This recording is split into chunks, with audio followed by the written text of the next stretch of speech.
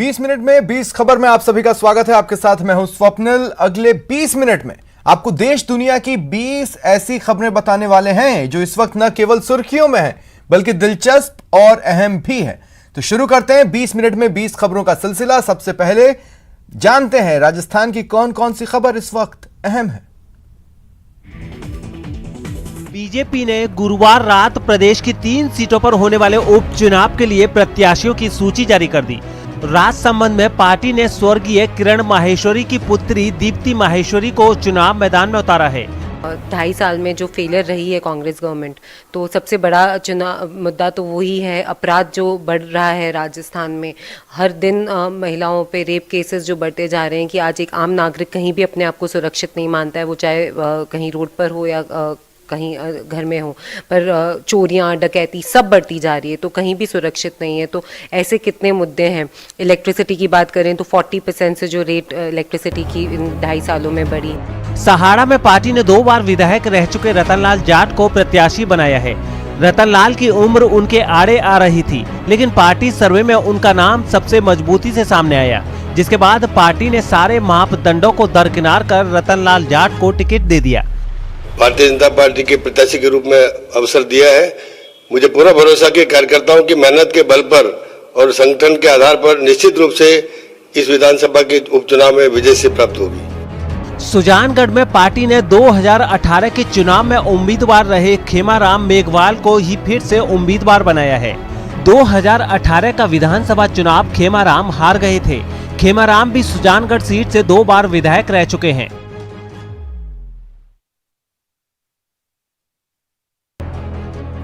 कोटा के Mukundra hills tiger reserve में 8 लेन की 18.25 मीटर चौड़ी और 3.87 किलोमीटर लंबी टनल का निर्माण किया जाएगा। इस टनल की खास बात यह है कि जंगली जीवों की जिंदगी में खलल न पड़े, इसके लिए टनल पर रिकॉर्ड 1200 करोड़ रुपए खर्च किए जाएंगे। आपको बता दें कि देश के सबसे महत्वाकांक्षी project Delhi Mumbai express way के लिए सबसे बड़ी चुनौती रास्ते में पड़ने वाले जंगल है, लेकिन इसका समाधान निकाल लिया गया है। जीवों की सुरक्षा को देखते हुए पहली बार सड़क का एनिमल कॉरिडोर बनाया जाएगा। इसके लिए मुकुंदरा हिल्स टाइगर रिजर्व के एक दर्रे में सुरंग बनाई जाएगी, जो साउंड प्रूफ, लाइट प्रूफ और पॉल्यूशन प्रूफ होगी।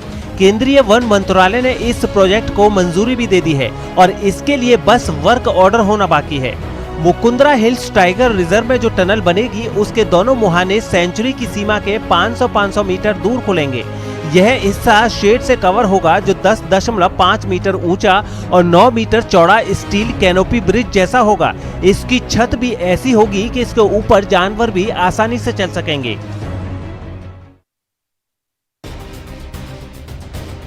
पोखरण फील्ड रेंज में आकाश मिसाइल के नए संस्करण का सफलतापूर्वक परीक्षण किया गया। आपको बता दें कि आकाश मिसाइल सिस्टम फिलहाल सेना और वायुसेना दोनों में ही शामिल है। आकाश एक मध्यम रेंज का मिसाइल है, जिसे defence research and design organisation यानी DRDO और भारत डायनामिक्स की तरफ से डेवलप किया गया है। आकाश 30 किलोमीटर दूर से निशाना लगा सकता है और 18,000 मीटर तक की ऊंचाई तक जा सकता है। पोखरण में परीक्षण के दौरान सफल होने वाला आकाश मिसाइल लद्दाख की ठंड में भी दुश्मनों पर सटीक निशाना लगा सकता है। इसकी यही खासियत इसे बाकी मिसाइल सिस्टम से अलग बनाती है। ट्रक की चेसिस में लगी ये छोटी सी आग विकराल हो सकती थी और उस आग की वजह से बड़ा हादसा हो सकता था, लेकिन टोंक के देवली रोड के पास बने मोक्षधाम के इलाके के लोगों की किस्मत अच्छी थी कि कोई बड़ा हादसा नहीं हुआ। दरअसल इस चेसिस में ये आग इस डेंटिंग सेंटर के ऊपर से गुजर रहे 11 kV के इलेक्ट्रिक वायर के नीचे गिर जाने की वजह से लगी है। गनीमत की बात यही थी कि जहां ये इलेक्ट्रिक वायर गिरी, उस वक्त उसके नीचे कोई नहीं था। साथ ही वायर गिरने के चंद पलों में ही लाइट भी चली गई, जिससे करंट आसपास के इलाके में नहीं फैला। बताया जा रहा है कि एक गिलहरी के वायर पर चढ़ जाने से स्पार्किंग हुई और फिर ये वायर नीचे गिर गया। पे आए तो काम कर ही रहे थे, एकदम केबी ये लाइन जो है ये टूट के एकदम गिर गई गाड़ी पे, चेचिस पे, और टायर ने आग पकड़ ली यहाँ पे। तो और भी गाड़ियाँ थी, जो बहुत सारे लोग आए, उन्होंने ये गाड़ी पीछे ली और फिर इस गाड़ियों को जलने से बचाया। वो एक गाड़ी तो जल चुकी है। जोधपुर के वार्ड नंबर 74 में संयम पर वाटर सप्लाई न होने से नाराज बीजेपी पार्षद भंवर कंवर अपने समर्थकों के साथ जलदाय विभाग के दफ्तर के बाहर धरने पर बैठ गई। बीजेपी पार्षद का आरोप है कि जोधपुर के वार्ड नंबर 74-75 में जलदाय विभाग की मनमानी की वजह से समय पर और तय मात्रा में पानी की सप्लाई नहीं होती, जिसकी वजह से लोगों को भारी परेशानी का सामना करना पड़ रहा है। यहाँ के लोगों का ये भी आरोप है कि जानबूझकर किसी की शह पर जलदाय विभाग के लोग मनमानी कर रहे हैं और जब तक जलदाय विभाग की मनमानी खत्म नहीं होगी तब तक वो चुप नहीं बैठेंगी।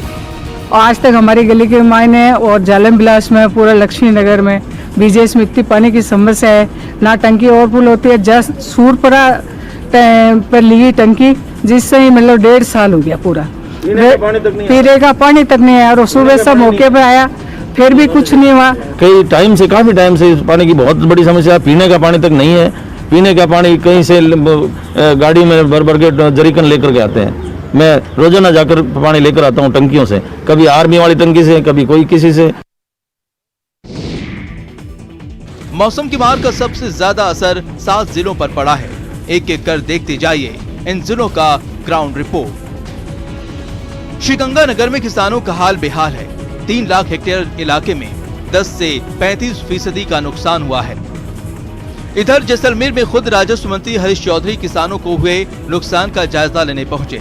किसानों से मिले, उनकी समस्या जानी और जल्द ही मदद का भरोसा भी दिलाया। बीकानेर में भी किसानों पर मौसम की मार पड़ी है। इलाके के किसानों से खाजूवाला विधायक गोविंद राम मेघवाल ने मुलाकात की, फसल खराबे की पूरी जानकारी ली और मदद का पूरा भरोसा दिलाया। चने में काफी नुकसान हुआ है और जो सरसों है जो खड़ी है, जो मेरे सामने अभी, ये भी खत्म है और जो ढेरी बनाई हुई थी वो भी बिखर गई। तो ये हकीकत है कि तूफान बहुत जबरदस्त था, कहीं ओलावृष्टि भी हुई है। इसमें इसबगोल को भी नुकसान हुआ है, गेहूं में भी हल्का नुकसान हुआ है।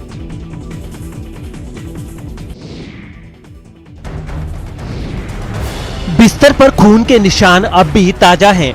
बुजुर्ग महिला अब भी आधी होश में और आधी बेहोश है।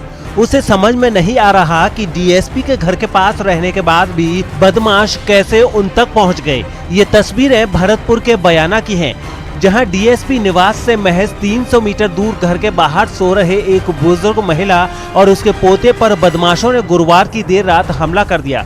बुजुर्ग महिला के कानों का कुंडल लूटने के लिए बदमाशों ने दादी पोते पर धारदार हथियार से वार कर दिया। इस हमले में बुजुर्ग महिला के पोते को गंभीर चोटें आई हैं, जिसे इलाज के लिए अस्पताल में भर्ती कराया गया है। मैं मुँह ढक के सो रही, माने उगाड़ो एकदम उगाड़ के ना मेरे तरकीन पर पड़े कानन की और मारो डंडा दियो मेरे कनपटिया देखना बछड़ा को मोड़ फोड़ दियो, डंडा देखना भैया जब रही करीब होते।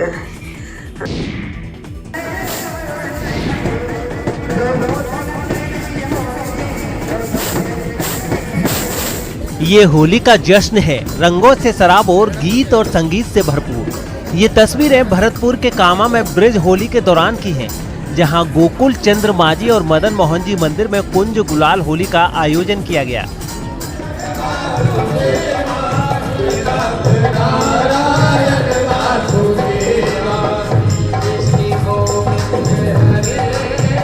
इस आयोजन के दौरान एक शोभा यात्रा भी निकाली गई, जिसमें लठमार होली से लेकर गीत संगीत का भी आयोजन किया गया था।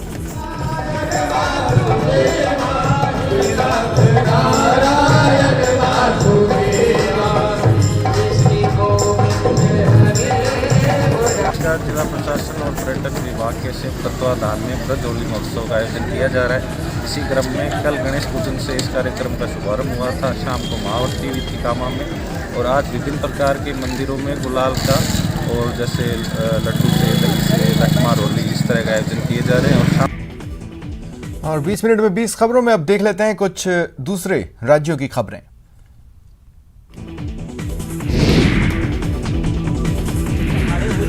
दौर में 2 लोगों की मौत हो गई। इस घटना से पूरे इलाके में दहशत फैल गई, क्योंकि बदमाशों ने बीच सड़क पर ही एक कार पर गोलियों की बौछार कर दी, जिसमें कार की पिछली सीट पर बैठे 2 लोगों की गोली लगने से मौत हो गई।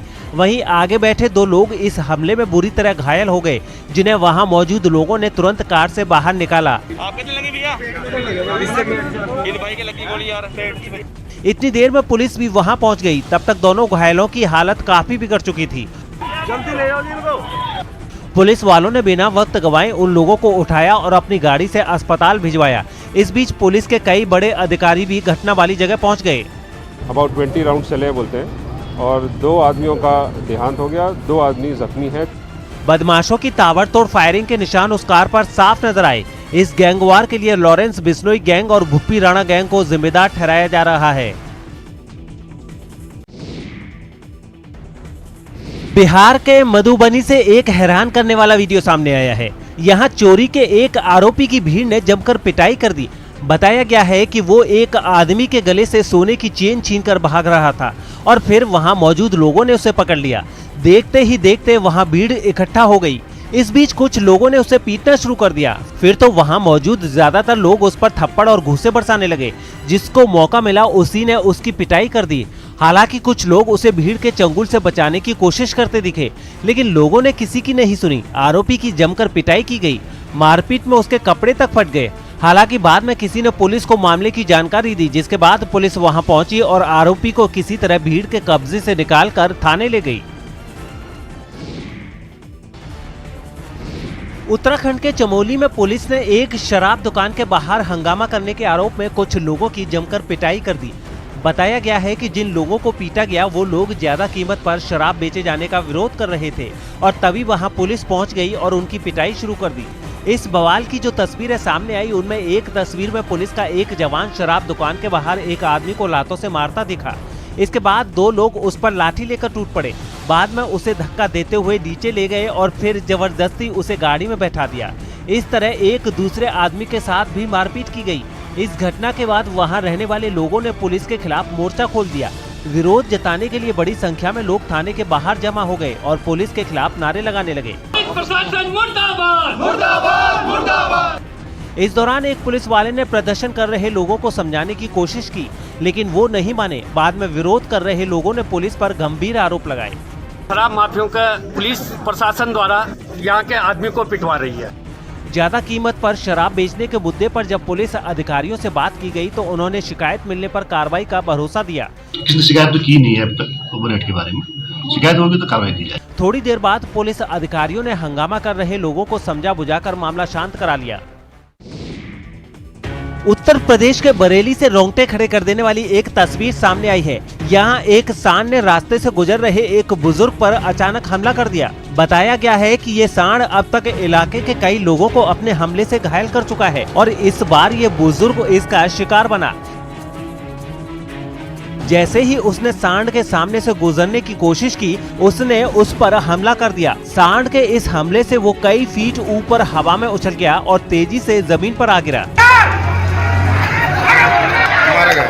नीचे गिरते ही वो बुजुर्ग बेसुध हो गया, जिसके बाद एक आदमी सांड को डंडे से मारकर भगाने लगा, जिस पर सांड उस आदमी की तरफ भी हमला करने के लिए दौड़ा। इस बीच जमीन पर गिरे बुजुर्ग को वहां मौजूद एक दूसरे आदमी ने तुरंत पीछे खींच लिया। इसके बाद बाकी लोग भी सांड को भगाने के लिए चिल्लाने लगे। काफी देर तक सड़क पर आतंक मचाने के बाद सांड वहां से भाग गया। वहीं जमीन पर बेहोश पड़े बुजुर्ग को लोग होश में लाने की कोशिश करने लगे।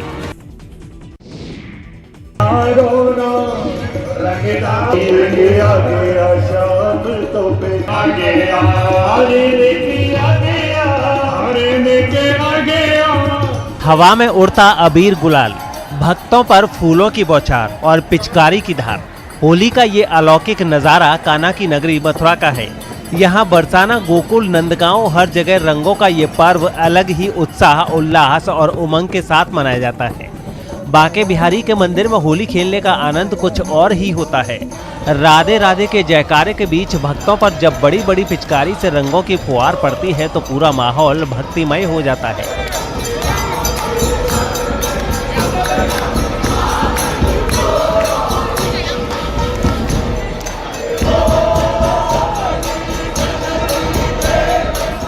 वृंदावन के बांके बिहारी मंदिर में भक्तों ने ठाकुर बांके बिहारी के साथ जमकर होली खेली।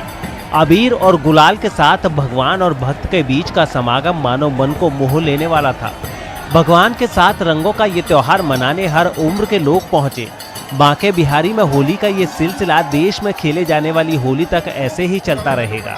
नंद चौक में होने वाली इस होली से पहले नंद भवन में समाज गायन होता है और जमकर अबीर गुलाल के बीच भगवान के साथ होली खेली जाती है। नंदगांव की हुरियारे ने यहाँ होली खेलने आए बरसाना के हुरियारों पर लठ बरसाती हैं और हुरियारे इससे बचने की कोशिश में ढाल का इस्तेमाल करते हैं। लठमार होली में शामिल होने वाले सभी लोग आनंद का अनुभव करते हैं और सदियों से चली आ रही इस परंपरा को कायम रखते हैं।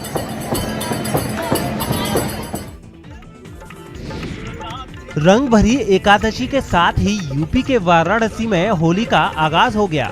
जगह जगह लोग होली की मस्ती में सराबोर हैं।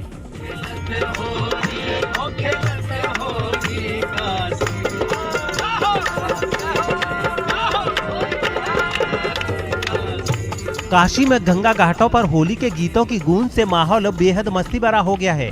रंगों के साथ साथ गीत संगीत की धुन में डूबे लोग काफी उत्साहित नजर आए। मान्यता है कि आज ही के दिन भगवान भोलेनाथ माता पार्वती को उनके मायके से विदा कराकर कैलाश लौटे थे। इस रंग भरी एकादशी पर बाबा के भक्त गंगा घाट पर होली गीत गाते हैं और रंग गुलाल के साथ माता पार्वती के कैलाश आने पर खुशी मनाते हैं। हालांकि होली की मस्ती में कोविड का खतरा जरूर मंडरा रहा है, लिहाजा प्रशासन ने भी कोविड प्रोटोकॉल का पालन करने की अपील की है।